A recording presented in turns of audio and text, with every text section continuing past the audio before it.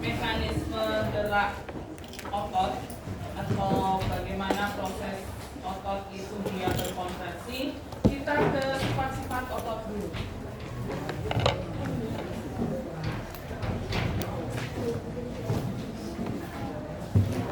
Dimana sifat otot fluid ini ada 4 sifatnya. Yang pertama, yang kontraksi dulu ya. Kita yang kontraksi dulu ya, kontraktilitas, dimana otot ini mampu melakukan proses kontraksi atau sifat otot, dimana otot bisa melakukan proses kontraksi, dan otot berkontraksi itu otot itu menjadi lebih pendek atau lebih panjang.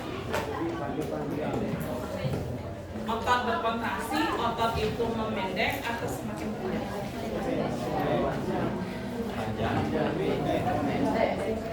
Otot berkontraksi, maka otot akan semakin memendek. Atau istilah lainnya, otot itu berkontraksi dikatakan otot itu mengkerut. Atau istilah lainnya lagi, otot berkontraksi itu dikatakan otot semakin menegang atau mengeras. Karena otot-otot semakin pendek, maka di sini strukturnya itu kan dia akan semakin keras atau mengeras. Kemudian iritabilitas atau istilahnya lagi satu.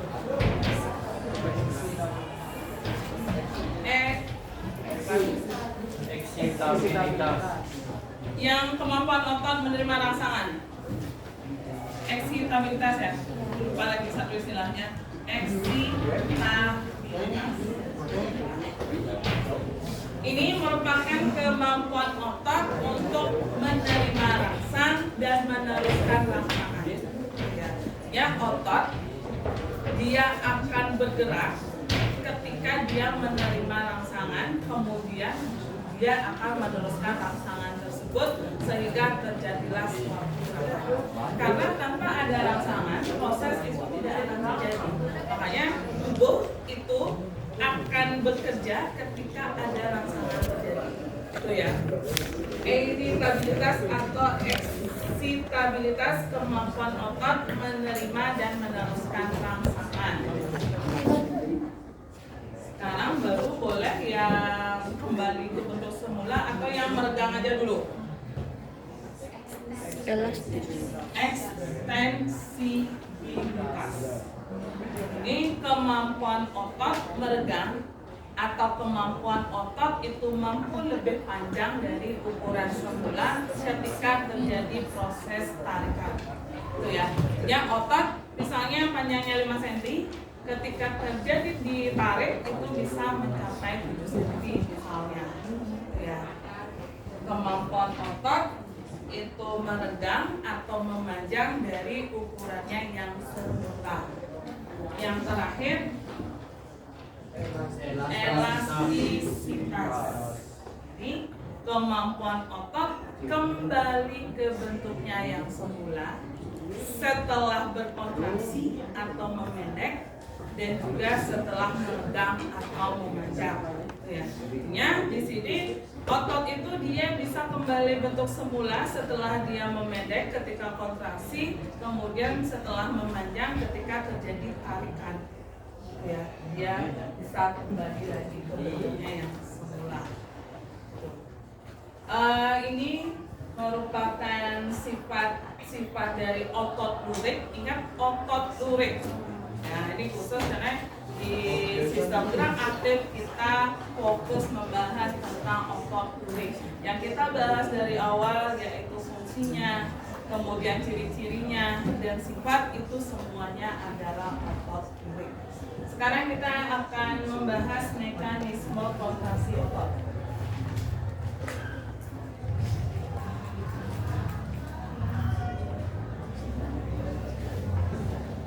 Buat skemanya dulu.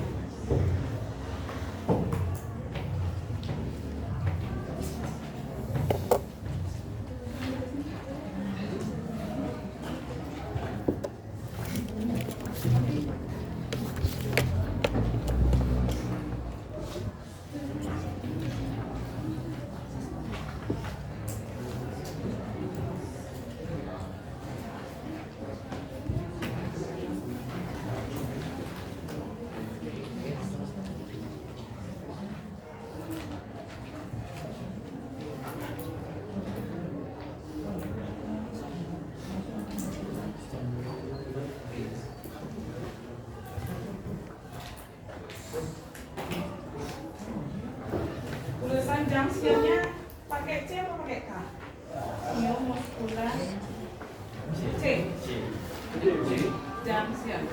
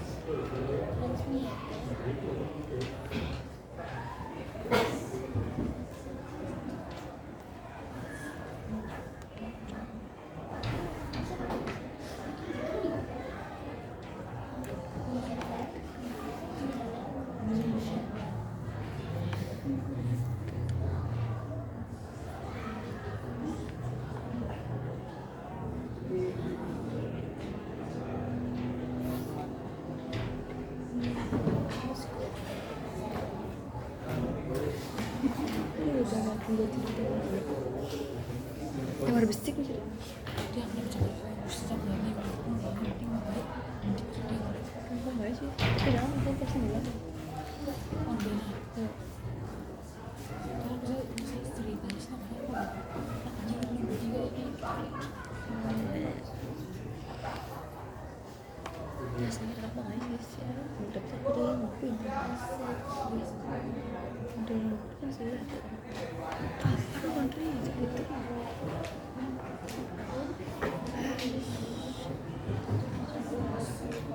Silakan dicatat. Hijau.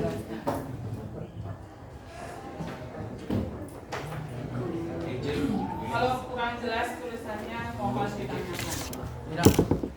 Troponin, tropomyosin.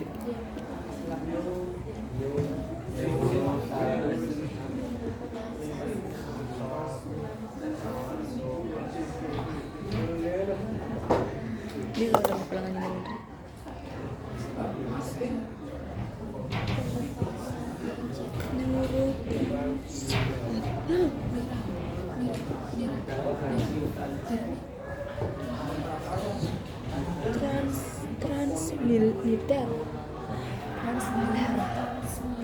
transmiliter transmiliter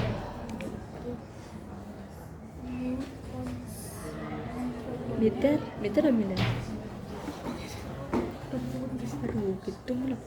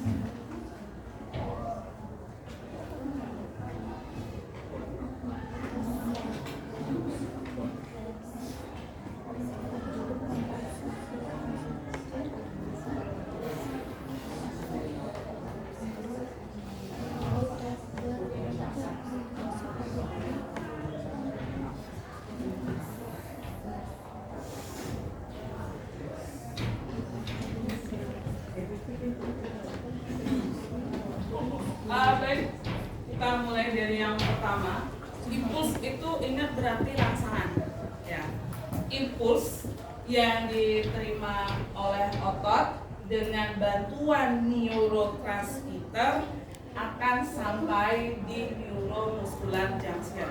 Neuromuscular junction itu adalah struktur otot yang mampu menerima rangsangan tersebut, gitu ya. Kalau neurotransmitter itu senyawa yang berfungsi mengantarkan impuls atau rangsangan. Ibu ulangi, impuls yang diterima akan dibawa oleh neurotransmitter sehingga sampai pada neuromuscular junction. Ini mengakibatkan otot melepaskan asetilkolin. Asetilkolin yang dilepaskan menyebabkan proses depolarisasi, yaitu proses di mana terjadi proses pengantaran impuls yang awalnya itu dia muatannya negatif menjadi muatan yang positif.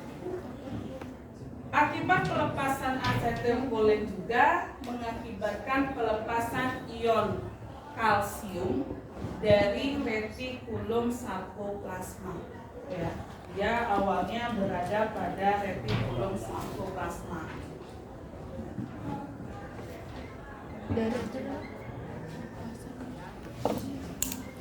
Retikulum sarkoplasma adalah retikulum yang terdapat di dalam otot. Ya, kalian kan mengenal istilah kasar, halus, itu ya. Retikulum baik kasar maupun halus yang berada di dalam otot itu disebut retikulum sarkoplasma. Pelepasan asetilkolin juga mengakibatkan pelepasan ion kalsium dari retikulum sarkoplasma. Ion yang terlepas ini akan melekat pada troponin sehingga menyebabkan perubahan bentuk troponin. Ya. Kemudian karena troponin ini sudah berubah bentuknya, mengakibatkan sisi aktif tropomyosin terbuka. Awalnya troponin ini melekat pada tropomyosin. Karena troponin sudah beda posisinya, terbuka, tropomyosin juga terbuka, sehingga aktin itu bisa berikatan dengan myosin membentuk aktomyosin. Energi ini mengakibatkan aktin dan myosin itu berikatan sehingga otot-otot memendek. Inilah dikatakan otot berkontraksi. Ya, ulangi dulu dari pelepasan ion kalsiumnya dulu. Pelepasan ion kalsium dari retikulum sarkoplasma menyebabkan ion kalsium itu akan menempel pada troponin sehingga mengakibatkan perubahan bentuk troponin. Karena troponin ini bentuknya berubah, diikuti sisi aktif tropomyosin itu juga terbuka sehingga mengakibatkan aktin berikatan dengan myosin membentuk aktomyosin. Kemudian bantuan energi berupa ATP inilah yang menyebabkan aktin dan myosin itu berdekatan sehingga otot itu memendek. Inilah dikatakan otot berkontraksi. Kemudian setelah otot itu selesai berkontraksi, maka terjadi proses pembebasan ATP dan juga ion kalsium. Artinya awalnya dengan bantuan ATP sama kalsium otot itu berkontraksi, karena sudah selesai prosesnya ini terlepas semua, baik energi maupun ion kalsium, sehingga menyebabkan jembatan aktomyosin itu terlepas. Yang tadi awalnya nempel sekarang kembali lagi ke posisinya semula, sehingga aktin dan myosin itu memisah. Kemudian ion kalsium kembali lagi ke dalam retikulum sarkoplasma sehingga otot dikatakan berelaksasi. Itu ya.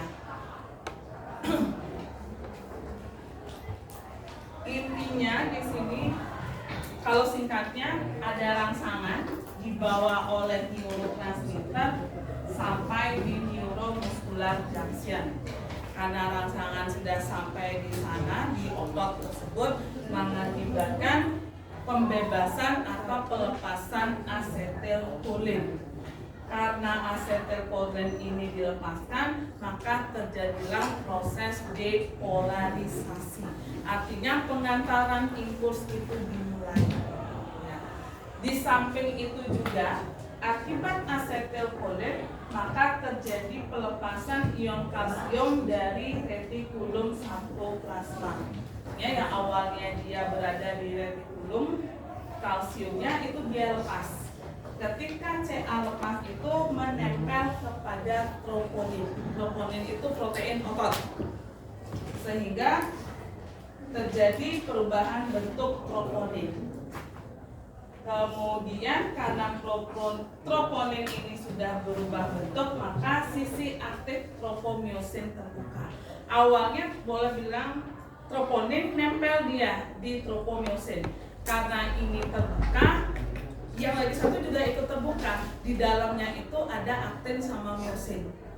Itu dia bisa mendekat. Itu ya.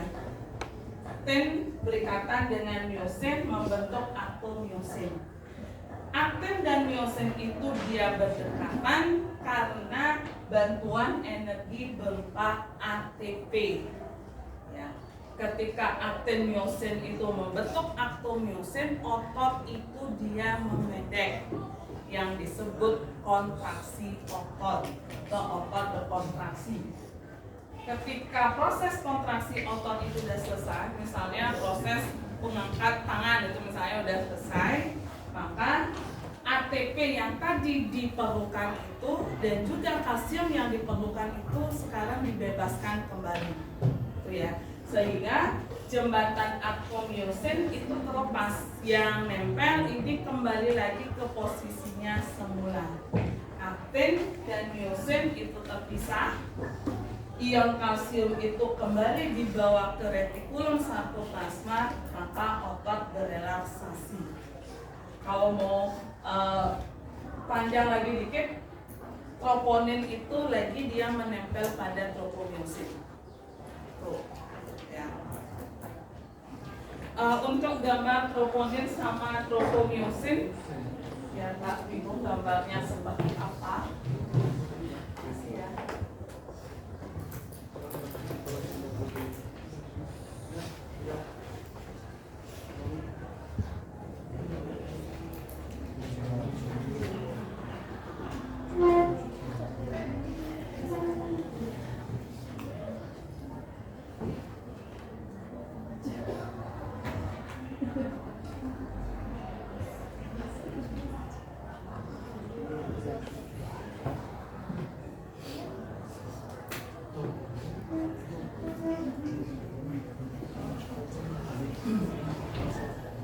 Itu gambar dari tropomyosin troponin.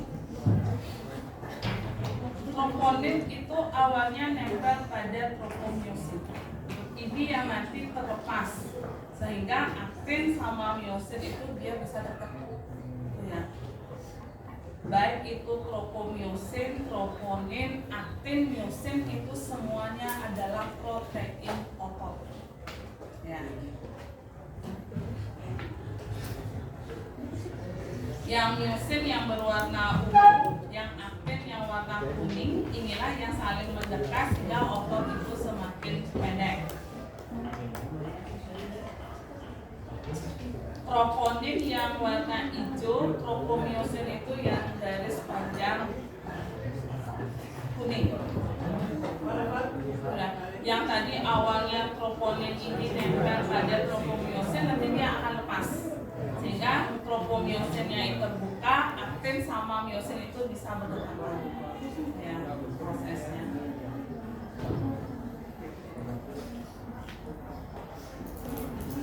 Ibu ulangi dulu sekali, silakan pahami dengan bahasa kalian sendiri. Ya. Impuls yang berada di otot oleh neurotransmitter transmitter sampai pada neuromuscular junction. Hal ini mengakibatkan pembebasan asetilkolin. Asetilkolin ini mengakibatkan proses depolarisasi. Di samping itu juga asetilkolin yang terbebas ini akan menyebabkan pelepasan ion kalsium dari retikulum sitoplasma. Ion kalsium yang terlepas ini akan menempel pada troponin sehingga menyebabkan perubahan bentuk dari troponin. Kemudian ketika troponin sudah berubah bentuk atau terlepas, maka sisi aktif tropomyosin itu akan terbuka sehingga mengakibatkan aktin mampu berikatan dengan myosin atau aktin berikatan dengan myosin yang disebut dengan aktomyosin.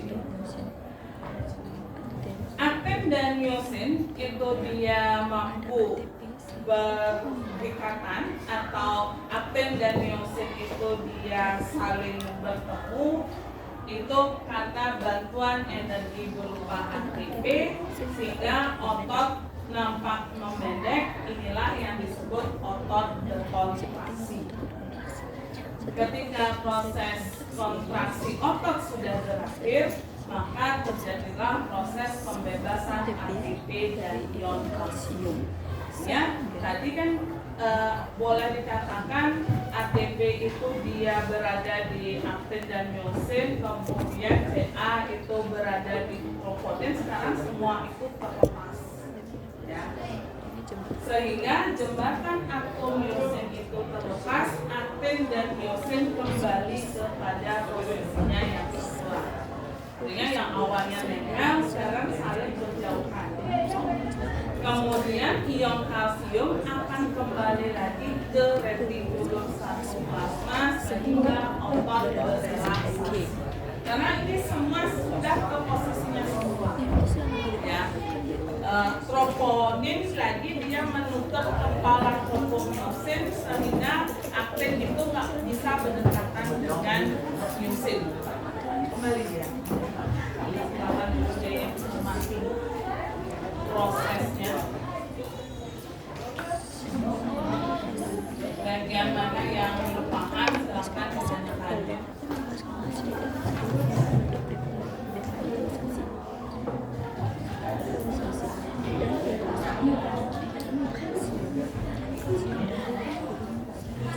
Boleh dikatakan troponin menutup tropomyosin, aktin berada di dalamnya.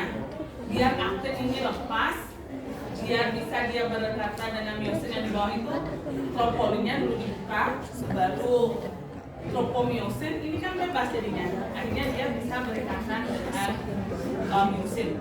Itu intinya. Kalsium inilah yang menyebabkan. Dia bisa aktif, myosin bisa mendekat karena ada energi. Mendekatnya membentuk aktomyosin inilah otot nampak memendek, berkontraksi otot. Kalau itu sudah selesai semuanya kembali ke posisinya semula. Makanya dikatakan otot berrelaksasi.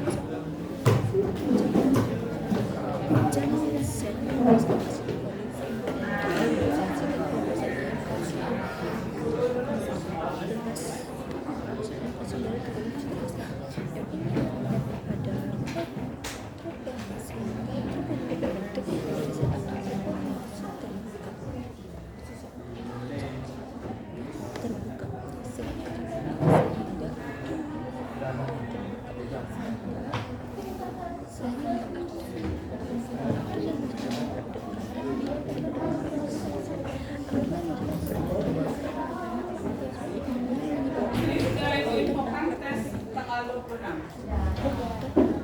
Jadi walaupun materi kita kan sudah selesai, kan kita tinggal lagi 2 saja materi kita, yaitu struktur otot sama sifat otot.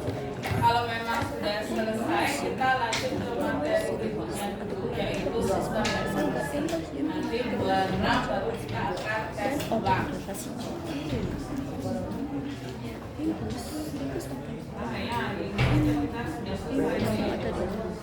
Karena untuk struktur otot kebetulannya dan sifat kerja otot juga cuma 2, sinergis sama multisektor. Yang otot bisa bisa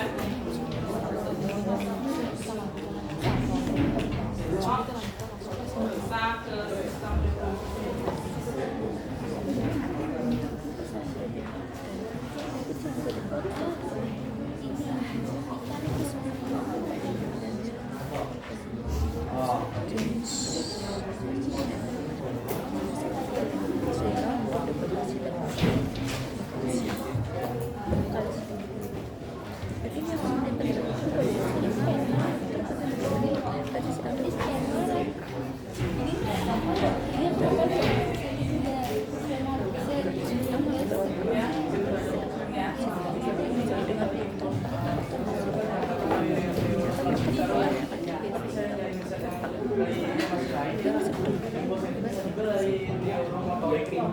Oh sama, neuromotorik itu juga sama, itu kan merupakan senyawa kimia juga yang mampu tiba di neuromuskular junction. Itu merupakan, boleh aja, bebas. Neuro itu kan saraf, motorik dia artinya dapat bergerak. Boleh neuromotoriknya atau neuromuskular junctionnya. Neuromuskular itu tetap senyawa kimia. Ya. Neuromotorik sama neuromuskular junction sama. Artinya neuron yang berada di otot yang mampu digerakkan. Sama.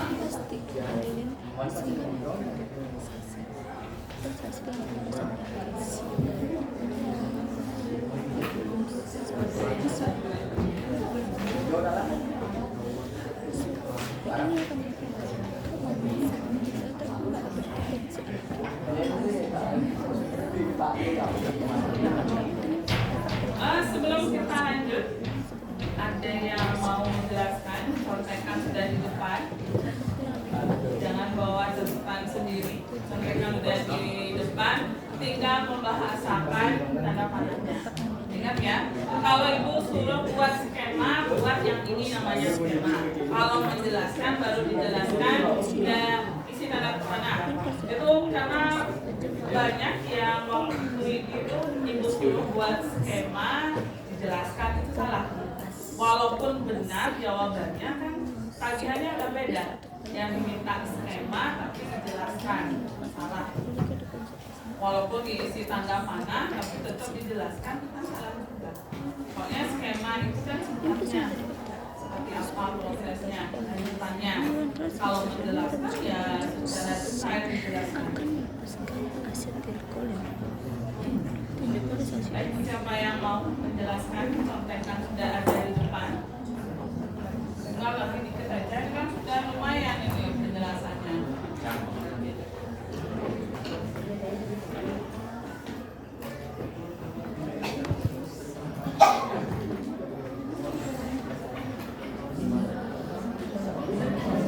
Belum ibu lanjut ke struktur sama sifat kerja otot. Untuk penyakit silakan pelajari secara mandiri.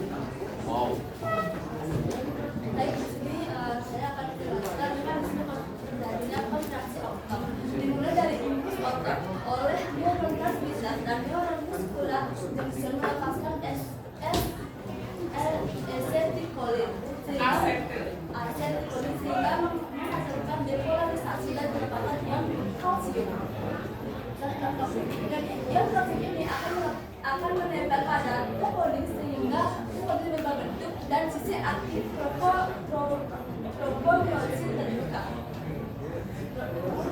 yang menyebabkan aktin berikatan dengan myosin yang disebut dengan aktin-myosin. Aktin dan myosin ini dapat berikatan karena adanya ATP sehingga otot tampak memendek yang disebut dengan otot berkontraksi.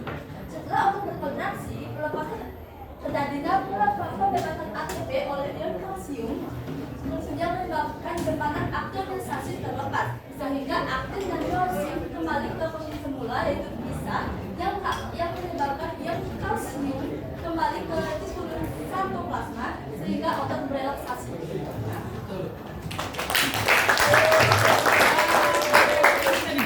Asetilkolin bukan menghasilkan depolarisasi, tetapi asetilkolin ini mengakibatkan depolarisasi. Ya, betul.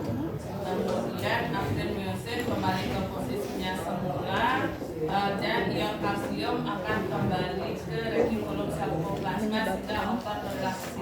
Betul. Mungkin ada yang mau lagi satu? Kalau enggak, dilanjutkan. Semangat bilang enggak.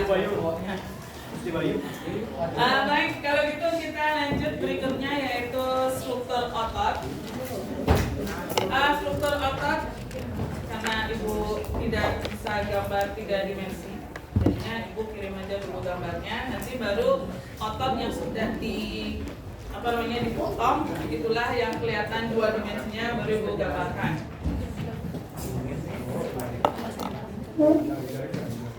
Ya, asal gambar 3 dimensi, jangan deh bu. Nggak bisa.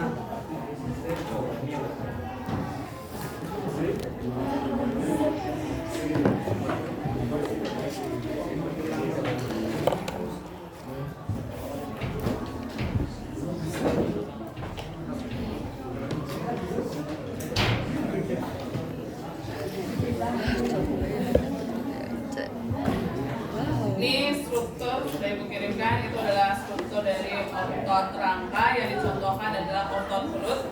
Sebenarnya semua otot rangka atau otot lurik yang melekat pada tulang strukturnya sama semuanya seperti ini. Ya.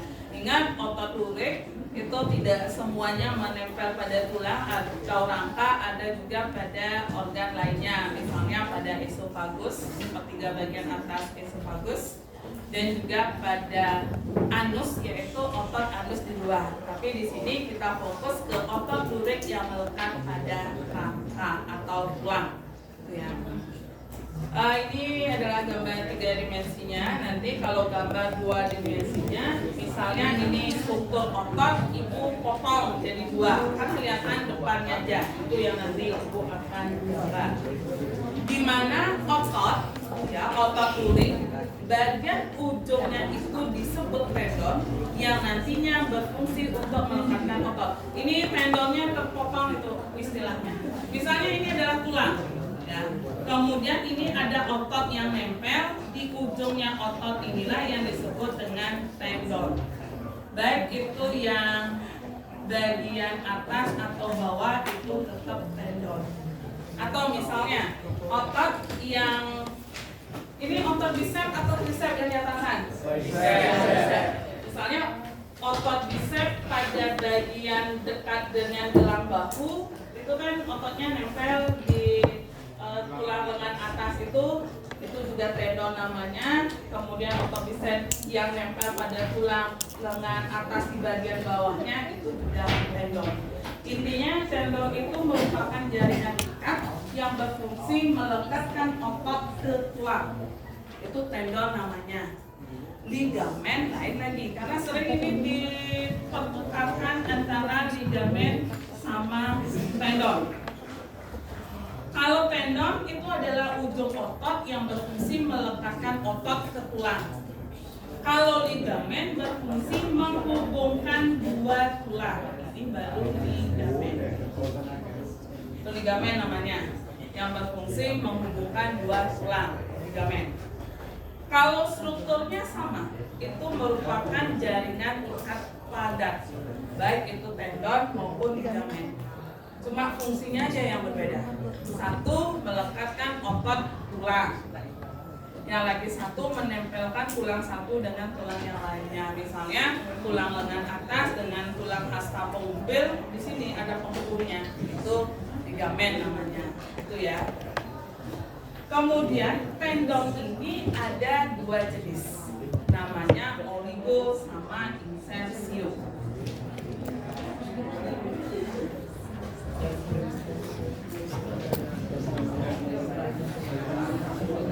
Ketika terjadi proses gerakan, itu tendon ada yang ikut bergerak, ada yang tidak ikut bergerak. Misalnya kita pakai tendon yang di lengan di sini, misalnya seperti ini, ya. Ini satu tendon ada yang bergerak. Ya, kalau gini gerakannya kan kita pakai tendon yang di bicep. Ya. Ketika gerakan seperti ini, tendon yang di bawah ini kan gerak. Tendon di atas itu tidak ikut bergerak. Yang mana namanya oligo, yang mana namanya insertio. Karena pengertian salah satunya adalah tendon yang ikut bergerak ketika terjadi proses gerakan. Yang lagi satu pengertiannya tendon yang tidak ikut bergerak ketika terjadi proses gerakan. Ini tendon yang tidak ikut bergerak ketika terjadi proses gerakan. Dia diam tendonnya. Kalau yang di sini tendon ikut bergerak ketika terjadi proses gerakan. Coba, yang mana oligo, mana insertio. Yang di sini tendon itu tidak bergerak ketika terjadi proses gerakan. Gak bergerak, diam aja tendonnya, gak gerak ya. Kalau yang di sini tendonnya bergerak, ikut bergerak ketika terjadi proses gerakan. Yang mana? Coba satu orang aja. Ya.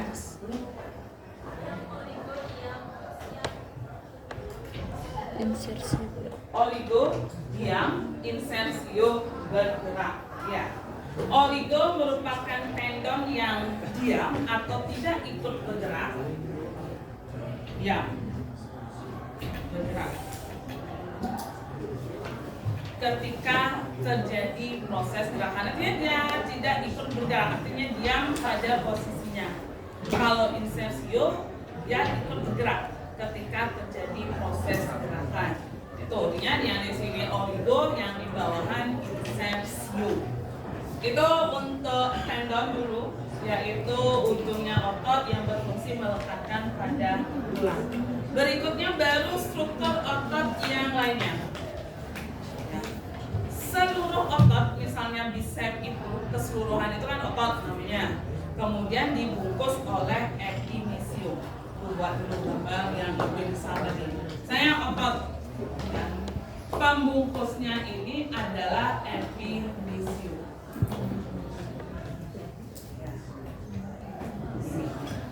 Ya, otot seluruhannya ini dibungkus oleh epimysium.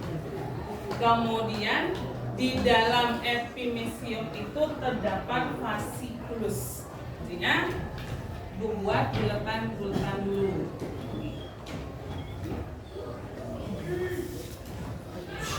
Satu bulatan ini disebut dengan fasciculus. Dan yang membungkus fasciculus itu disebut apa pembungkusnya? Perimysium. Itu gambar di keterangan di bawahnya. Perimysium. Kemudian di dalam fasciculus terdapat kumpulan serat otot. Ya, di dalamnya sini ibu buat yang di sini aja, yang dilihat aja.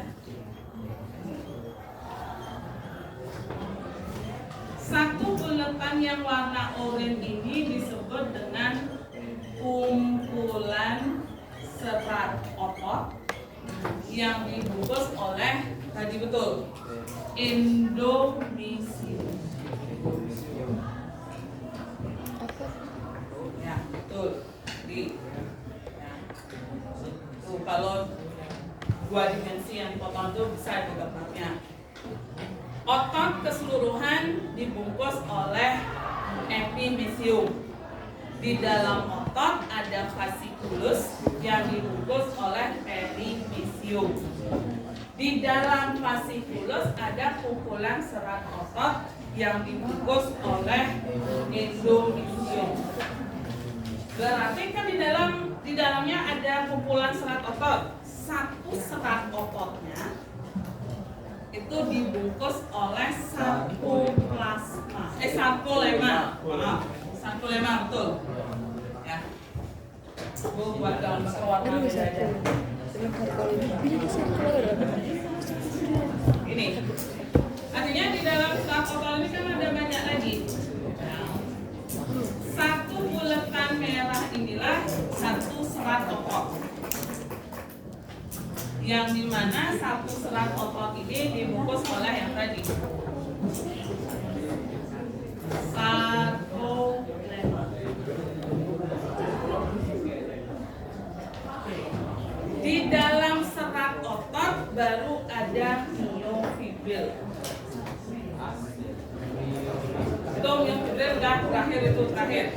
Pokoknya di dalam merah ini artinya ada. Oh, sarkoplasma itu pembungkus ya sih?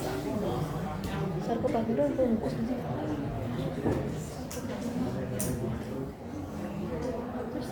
Ya, di dalam serat otot itu ada miofibril.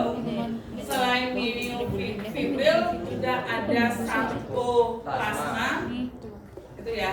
Di mana miofibril ini ada dua, yaitu aktin dan juga miosin. Kalau miofibrilnya udah nggak dibungkus lagi oleh selaput, yang dibungkus oleh selaput itu sampai ke satu serat ototnya aja. Artinya kalau ibu buat satu serat otot, ya satu serat otot seperti ini, ya, dimana bagian permukaannya itu terdiri dari banyak nukleus. Berarti yang membungkusnya ini adalah sarkolema. Ya. Kemudian di dalamnya kan ada bagian yang kayak garis-garis ini adalah miofibril. Aktin adalah filamen yang lebih tipis.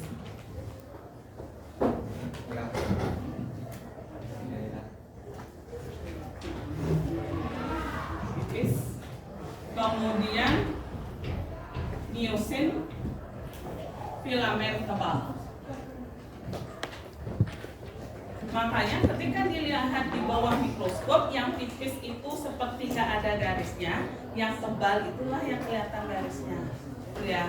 Makanya aktin, miosin, makanya tampak kayak garis-garis. Dan di dalamnya ini tadi ada sarkoplasmanya. Sarkoplasma boleh dikatakan isi matriks dari satu serat otot tersebut.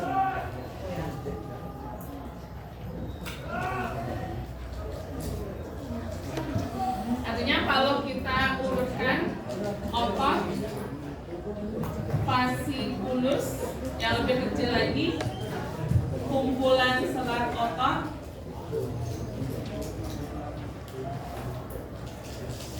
kemudian satu serat otot, baru miofibril. Seperti itu jadinya urutan dari yang paling besar otot, di dalamnya ada fasciculus, di dalam fasciculus kumpulan serat otot. Karena merupakan kumpulan serat otot berarti ada banyak serat otot di dalamnya. Makanya gue tulis satu serat otot, kita ambil. Di satu serat otot inilah ada miofibril yang terdiri dari aktin dan miosin. Yang tidak isi pembungkus sampai sini aja. Ya.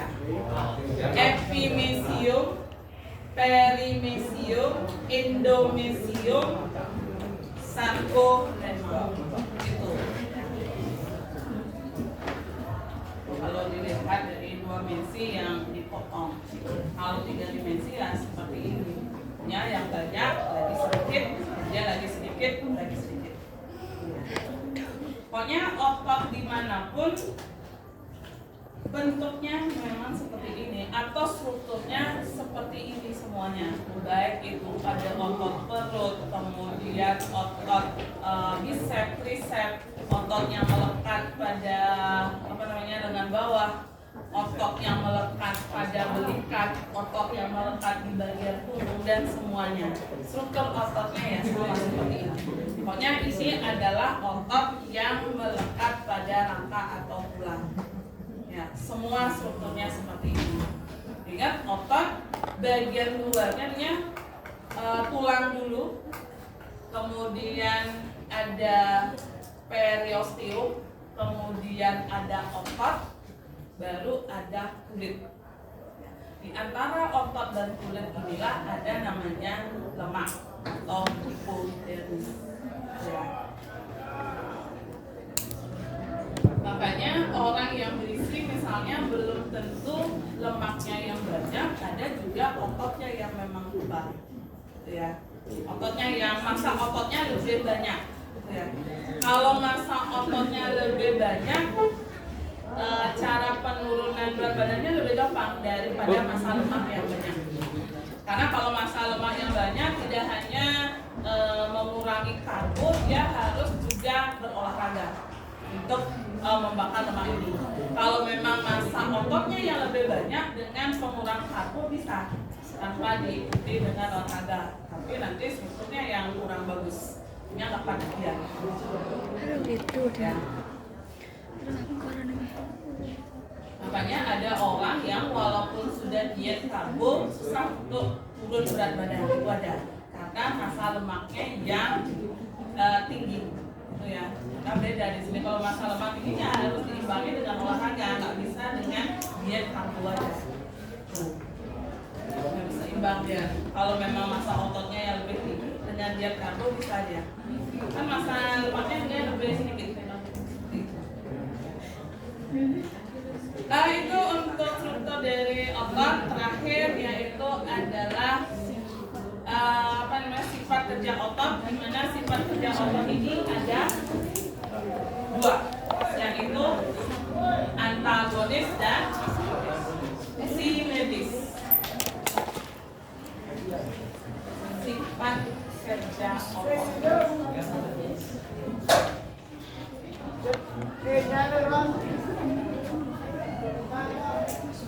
antagonis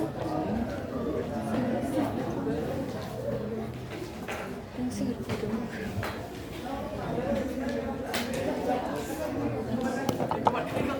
Otot antagonis ini adalah dua otot yang bekerja saling berlawanan. Ya. Satu dia kontraksi, otot yang lain itu dia akan relaksasi. Yang paling sering dicontohkan otot antagonis itu ya otot lengan atas kita, yaitu bicep sama tricep. Satu otot itu dia akan berkontraksi, otot yang lain itu akan relaksasi. Itu yang paling sering dicontohkan. Misalnya, ketika kita menepuk tangan, istilahnya itu adalah flexio atau flexi atau flexor. Nah, istilah menepuknya ini, maka otot bicep itu akan kontraksi atau relaksasi. Ketika kita menepuk, dia akan berkontraksi bicep. Sedangkan tricepnya itu relaksasi. Oh, ini masuk. Ketika tangan dalam keadaan ekstensi atau ekstensio atau ekstensor istilahnya, maka otot tricepnya kontraksi, bicepnya yang relaksasi. Itu istilah menepuk sama meluruskan. Itu istilahnya adalah ekstensi atau ekstensio atau ekstensor. Fleksi, ekstensi tadi lurus, tuk, itu ya, ekstensi lurus, fleksi tuk, itu istilahnya. Selain istilah ekstensi sama fleksi ini juga ada istilah apa lagi? Boleh yang aduksi sama abduksi. Abduksi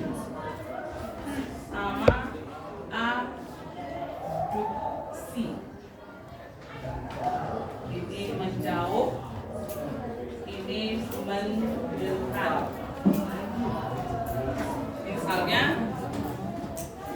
abduksi, adduksi. Ya.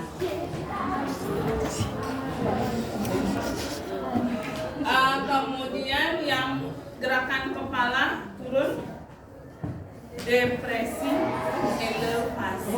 Ingat aja depresi kan penurunan gigi. Depresi, elevasi.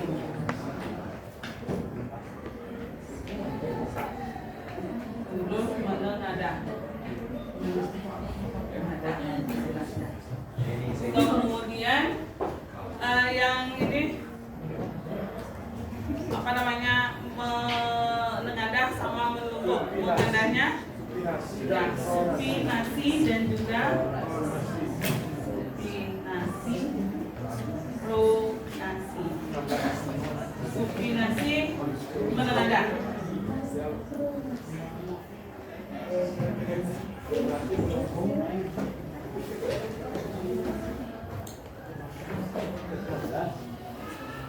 Kemudian ada lagi yang mendekat ke bagian dalam gerakan kaki ini, inversi sama eversi.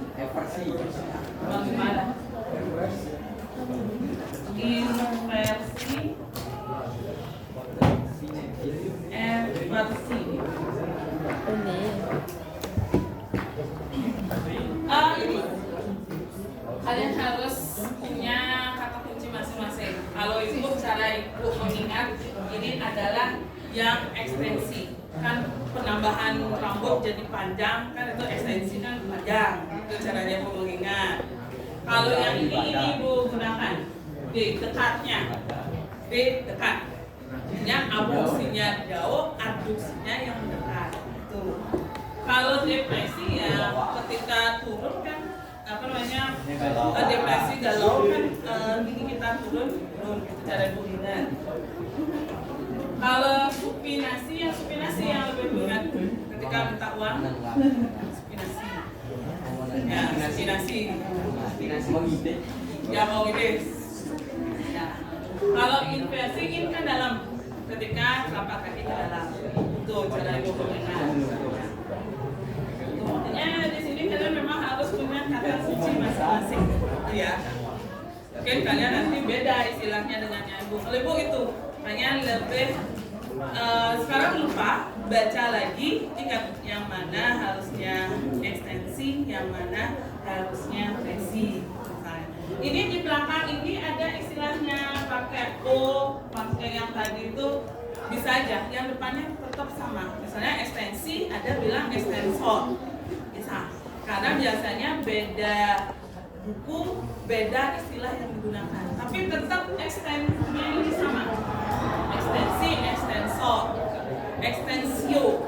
Nah, kayak ini supinasi, ada menyebutnya suminator juga. Kan depannya tetap sama. Ya, biar nggak bingung. Nanti bagian depannya aja pasti sama. Yang di belakangnya aja yang berbeda. Kemudian yang terakhir sinergis. Kalau sinergis itu adalah otot yang kerjanya bareng-bareng. Kalau kontraksi ya barengan kontraksi, kalau relaksasi barengan relaksasi. Yang sudah pernah kita bahas, otot yang sinergi itu adalah otot ketika kita bernafas. Antara otot tulang rusuk dengan otot diafragma. Ketika kontraksi kan kita menghirup udara. Barengan keduanya, otot antar tulang rusuk dengan otot diafragma itu sama-sama kontraksi. Ketika kita menghembuskan, berarti kedua otot ini relaksasi. Itu ya. Nah, yang sinergi ini yang pertama otot antar tulang rusuk dengan otot diafragma. Pada saat proses pernafasan.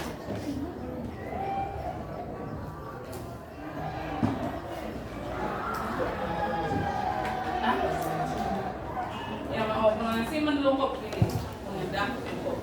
Kemudian yang lagi satu yang dicontohkan itu biasanya pronator teres sama pronator quadratus yang menyebabkan kita bisa menengadahkan tangan atau melumpuhkan tangan. Otot pronator teres dan pronator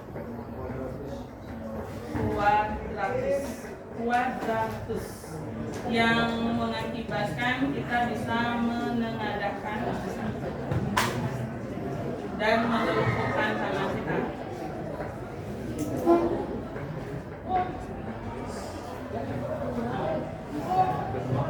Quadratus situs. Ya. Ini dua otot yang kerjanya bareng-bareng.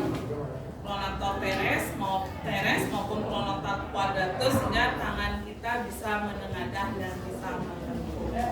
Berarti sistem gerak kita sudah habis semuanya, baik itu yang pasif aktif. Berarti besok kita bisa ke alat reproduksi. Jadi kita akan bahas dulu dari definisinya apa dulu, kemudian tujuan reproduksi, jenis reproduksi yang kalau pada hewan berarti atau kita pada manusia istilahnya bukan vegetatif generatif lagi, tetapi sudah istilahnya seksual aseksual. Kalau pada tumbuhan baru generatif iteratif istilahnya. Ya. Kemudian nanti pembuahan di reproduksi itu kan ada yang